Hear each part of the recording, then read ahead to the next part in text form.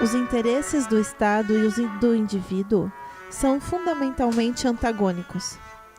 O Estado e as instituições políticas e econômicas que ele instaurou não podem sobreviver senão modelando o indivíduo, a fim de que ele sirva a seus interesses.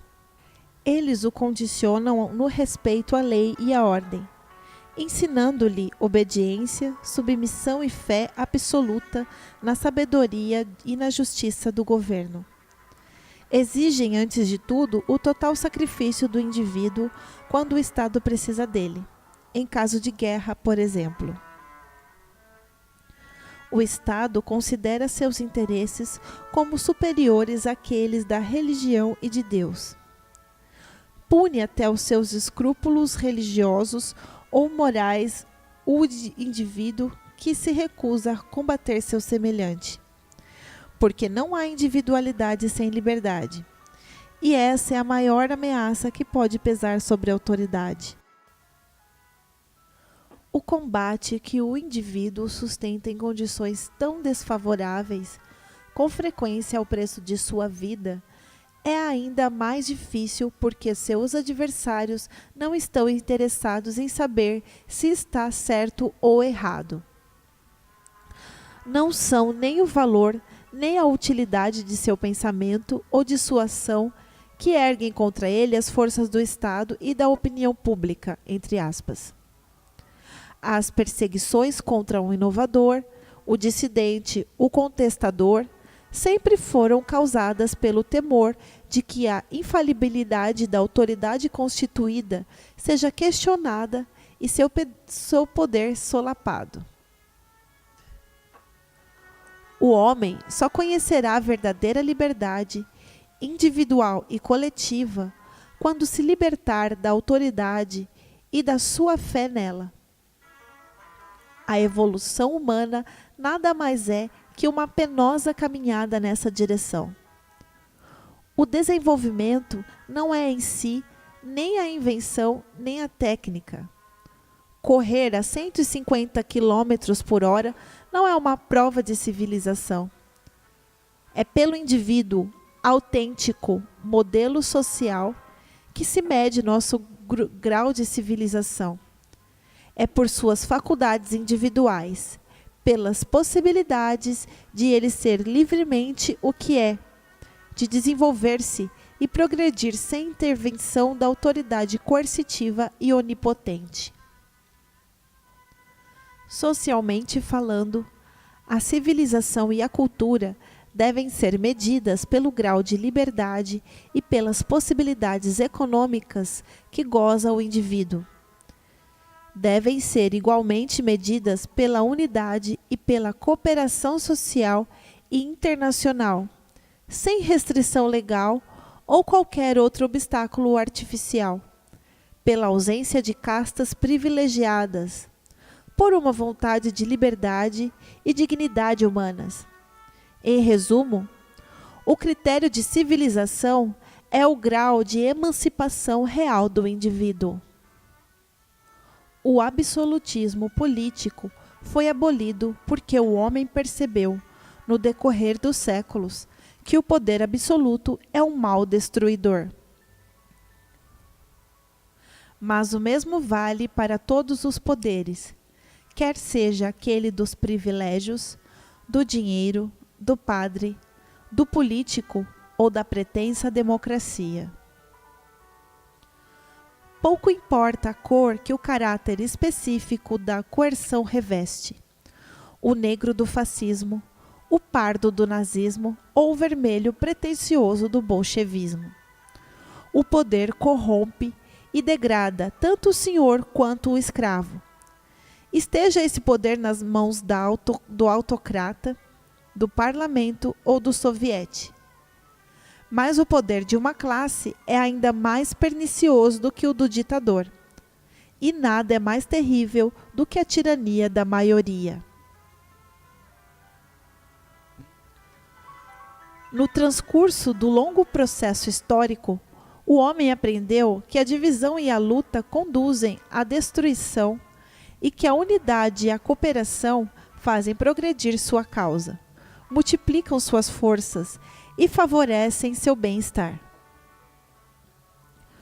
O espírito governamental trabalha desde sempre contra a aplicação social dessa lição fundamental, exceto quando o Estado tem interesse nela.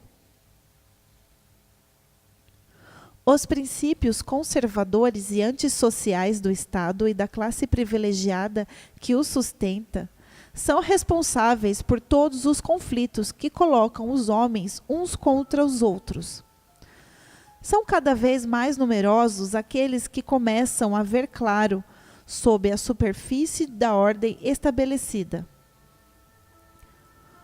O indivíduo deixa-se cegar cada vez menos pelo brilho enganador dos princípios estatais e pelos benefícios, entre aspas, do individualismo, entre aspas, preconizado pelas sociedades ditas liberais.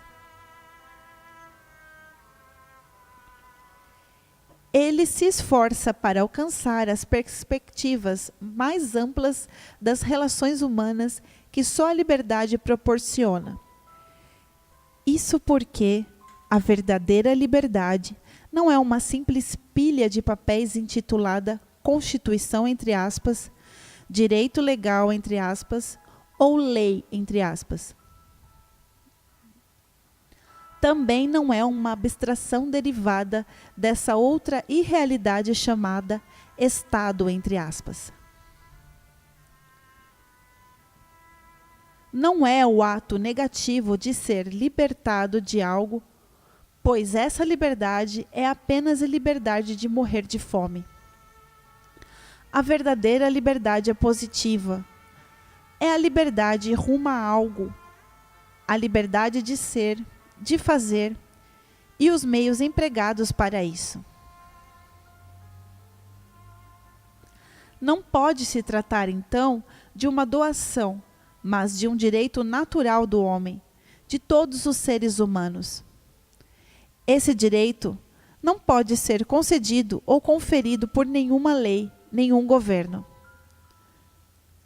A necessidade, o desejo ardente dele se faz sentir em todos os indivíduos. A desobediência a todas as formas de coerção é sua expressão instintiva.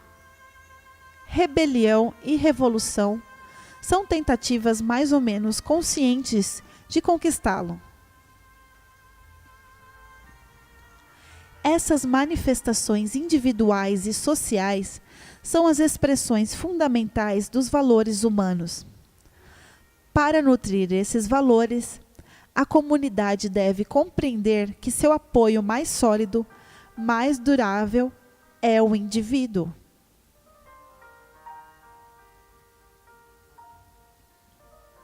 No campo religioso, bem como no campo político, fala-se de abstrações acreditando tratar-se da realidade.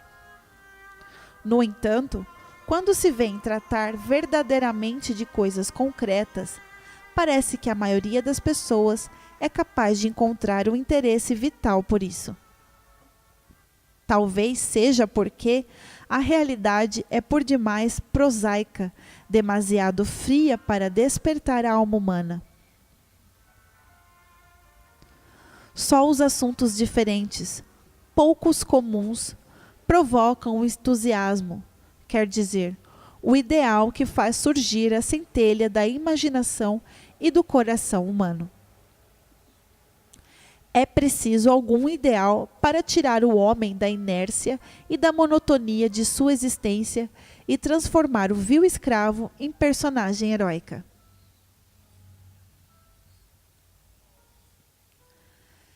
É aqui que intervém, evidentemente, o oponente marxista, cujo marxismo ultrapassa, por sinal, o do próprio Marx. Para ele, o homem é apenas um boneco nas mãos dessa onipotência metafísica denominada determinismo econômico, vulgarmente conhecido como luta de classes. A vontade do homem, individual e coletiva, sua vida psíquica, sua orientação intelectual, Tudo isso conta muito pouco para nosso marxista e nada afeta suas concepções da história humana.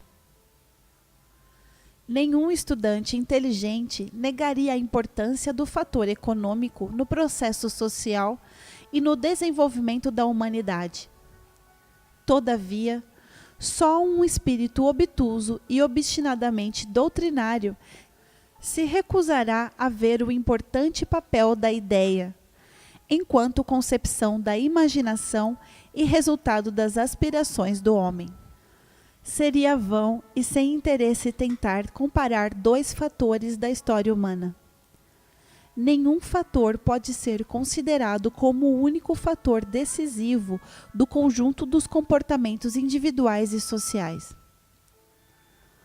Avançamos muito pouco em psicologia humana e talvez nunca seremos muito avançados para pesar e medir os valores relativos de tal ou qual fator determinante do comportamento humano.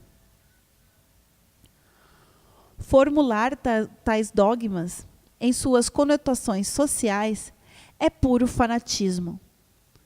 No entanto, veremos uma certa utilidade no fato de que essa tentativa de interpretação político-econômica da história prova a persistência da vontade humana e refuta os argumentos dos marxistas. Felizmente, alguns marxistas começam a ver que seu credo não é toda a verdade. Afinal de contas, Marx era um ser humano, demasiado humano para ser infalível. Atualmente, as aplicações práticas do determinismo econômico na Rússia abrem os olhos dos marxistas mais inteligentes.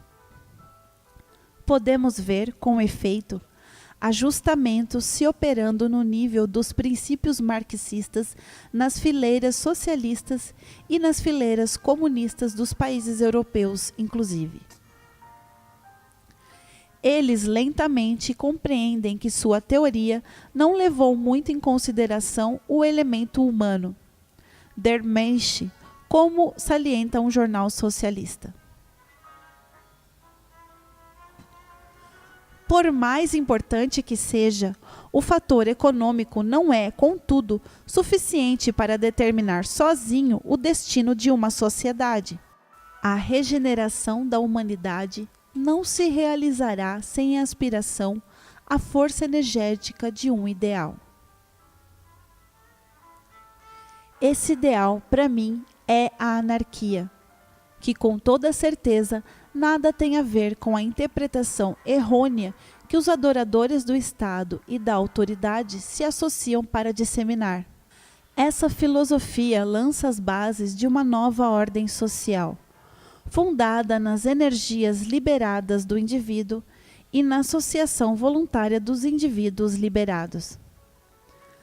De todas as teorias sociais, a anarquia é a única a proclamar que a sociedade deve estar a serviço do homem e não o homem a serviço da sociedade. O único objetivo legítimo da sociedade é prover as necessidades do indivíduo e ajudá-lo a realizar seus desejos. É só nesse caso que ela se justifica e participa dos progressos da civilização e da cultura. Sei que os representantes dos partidos políticos e os homens que lutam com selvageria pelo poder me estigmatizarão com a marca de anacronismo incorrigível. Pois bem, aceito com alegria essa acusação. É para mim um conforto saber que falta consistência à sua histeria e que seus louvores são sempre temporários. O homem aspira a libertar-se de todas as formas de autoridade e poder, e não são os discursos estrepitosos que o impedirão de romper para sempre seus grilhões. Os esforços do homem devem prosseguir, e eles prosseguirão.